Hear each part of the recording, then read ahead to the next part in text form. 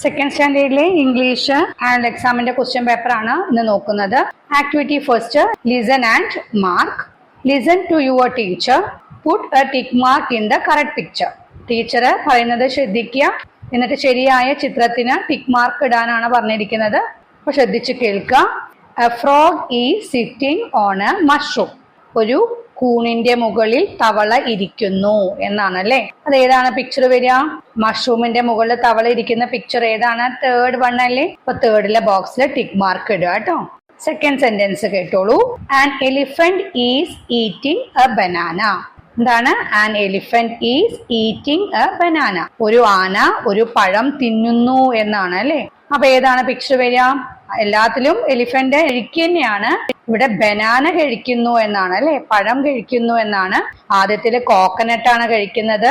Second പിക്ചറിൽ എന്താണ്? ബനാനയാണ് അല്ലെ. തേർഡ് പിക്ചറിൽ ഷുഗർ കെയിന്. ഫോർത്ത് വണ്ണിൽ കേക്ക് ആണ് കഴിക്കുന്നത്. അപ്പൊ ഏതാണ് വരിക? സെക്കൻഡ് പിക്ചർ അല്ലേ. സെക്കൻഡ് പിക്ചറിലെ ബോക്സിൽ ടിക്ക് മാർക്ക് ഇടുക കേട്ടോ. Third one, duck is swimming in the water. വെള്ളത്തില് ഒരു താറാവ് നീന്തുന്നു എന്നാണ്. ഏതാണ് പിക്ചർ വരിക? തേർഡ് ആണ് അല്ലെ. തേർഡില് ടിക്ക് ഇടുക കേട്ടോ. Fourth one, A star is in the sky. A boy and A girl are looking at it. എന്താണ്? ആകാശത്ത് ഒരു നക്ഷത്രമുണ്ട്, ഒരു ആൺകുട്ടിയും ഒരു പെൺകുട്ടിയും അതിനെ നോക്കുന്നു എന്നാണ്. അപ്പൊ ഏതാണ് പിക്ചർ വരിക? സെക്കൻഡ് വൺ ആണ് അല്ലെ. ഫോർത്ത് വണ്ണില് ഒരു ആൺകുട്ടിയും പെൺകുട്ടിയും എന്തിനെയാണ് നോക്കുന്നത്? മൂണിനെയാണ് അല്ലെ. സെക്കൻഡ് പിക്ചർ ആണ് കറക്റ്റ്. ടിക്ക് മാർക്ക് ഇടുക കേട്ടോ. Activity 2, conversation. Complete the conversation. സംഭാഷണം പൂർത്തിയാക്കാനാണ്. ആരൊക്കെ തമ്മിലുള്ള കോൺവേഴ്സേഷൻ ആണ്? ഡാനിയും ഡാനിയുടെ അച്ഛനും അമ്മയും തമ്മിലുള്ള സംഭാഷണമാണ് കേട്ടോ. അപ്പൊ നമുക്ക് നോക്കാം. ഫാദർ എന്തോ ചോദിക്കുന്നുണ്ട്.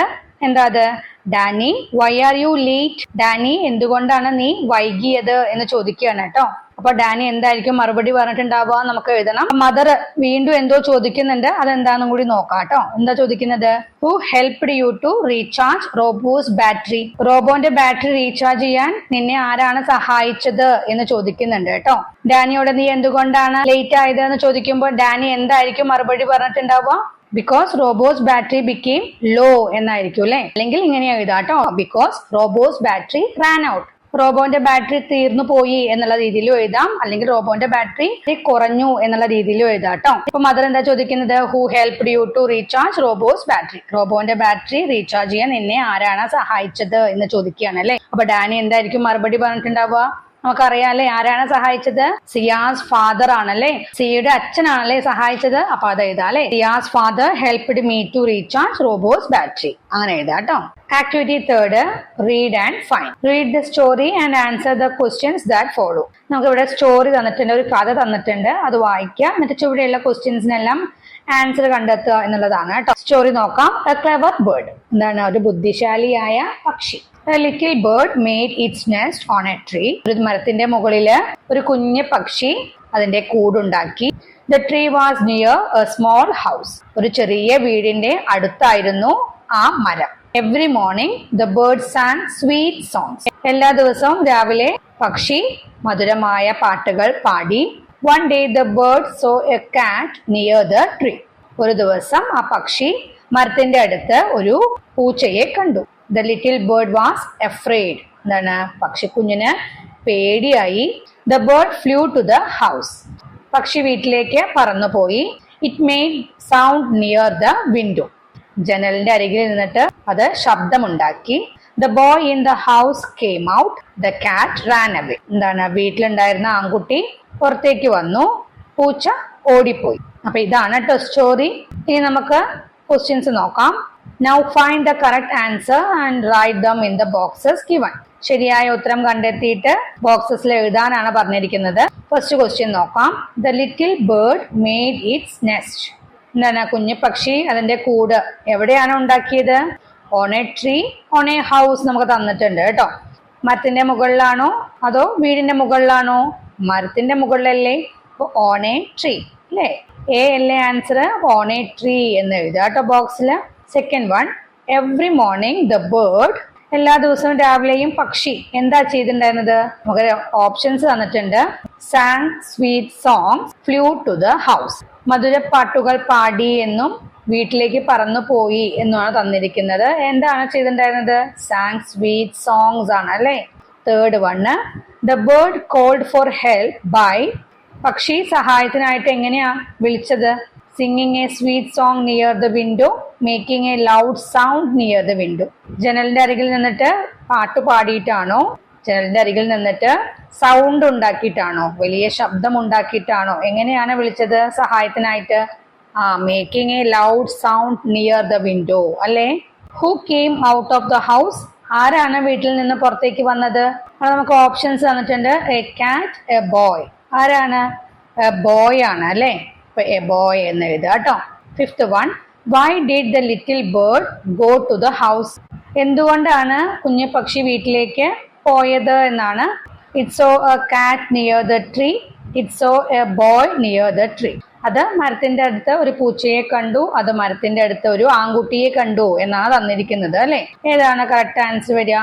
ആ മരത്തിന്റെ അടുത്ത് ഒരു പൂച്ചയെ കണ്ടിട്ടാണ് അല്ലെ. It saw a cat near the tree. Activity 4, description. Write 3 sentences about the picture. ചിത്രത്തിനെ കുറിച്ചിട്ട് ഒരു 3 വാക്യങ്ങൾ എഴുതാൻ പറഞ്ഞിരിക്കുകയാണ്. അപ്പൊ എന്തൊക്കെയാ ചിത്രത്തിൽ കാണുന്നത്? റിവർ ഉണ്ട് അല്ലെ, റിവറിന്റെ തീരത്തായിട്ട്, പുഴയുടെ തീരത്തായിട്ട് ഒരു ഭംഗിയുള്ള വീടുണ്ട്, പിന്നെ ഒരു വലിയ മരം ഉണ്ട്, മരത്തിന്റെ ചില്ലയില് 4 പക്ഷികൾ ഇരിക്കുന്നത് കാണാനുണ്ട് അല്ലെ. പിന്നെ ഒരാള് കണ്ടോ തോണി തുഴഞ്ഞു പോകുന്നുണ്ട്, ഒരു ബേർഡ് കണ്ടോ വീണിരിക്കണു അല്ലെ, റിവറിലേക്ക് പുഴയിലേക്ക് വീണിരിക്കുന്നു, അത് നീന്തി രക്ഷപ്പെടാൻ നോക്കുന്നത് കാണാം. പിന്നെ പുഴയിൽ ഒരു താമര പിരിഞ്ഞു നിൽക്കുന്നത് കാണാം. ഇതൊക്കെ അല്ലേ കാണുന്നത്. അപ്പൊ എങ്ങനെയൊക്കെ എഴുതാം? There is a river in the picture. ചിത്രത്തില് ഒരു പുഴയുണ്ട്. There is a beautiful house on the bank of the river. പുഴയുടെ തീരത്തായിട്ട് ഒരു ഭംഗിയുള്ള വീടുണ്ട്. A big tree stands near the river. പുഴയുടെ അടുത്ത് ഒരു വലിയ മരം നിൽപ്പുണ്ട് എന്ന് എഴുതാം. 4 birds are sitting on tree branch. മരത്തിന്റെ ചില്ലയില് 4 ബേർഡ്സുകൾ ഇരിക്കുന്നുണ്ട് എന്ന് എഴുതാം. A man is rowing boat in the river. പുഴയിൽ ഒരു മനുഷ്യൻ തോണി തുഴഞ്ഞു പോകുന്നു എന്ന് എഴുതാം. There is a lotus in the river. റിവറില് ഒരു താമരപ്പൂ ഉണ്ട് എന്ന് എഴുതാം. പിന്നെന്ത് എഴുതാം? A bird has fallen into the river and is trying to escape. പുഴയിലേക്ക് വീണ ഒരു പക്ഷി രക്ഷപ്പെടാൻ വേണ്ടി പരിശ്രമിക്കുന്നു. അങ്ങനെ വേണമെങ്കിലും എഴുതാം കേട്ടോ. ഇതിലേതെങ്കിലും 3 എഴുതുക. Activity 5, add more lines. വരികൾ കൂട്ടിച്ചേർക്കാനാണ് കേട്ടോ. തന്നിരിക്കുന്ന ലൈൻസ് നോക്കൂ. The star in the sky looked down and down, smiled at a tree and the tree smiled back. The star in the sky looked down and down, smiled at a bird and the bird smiled back.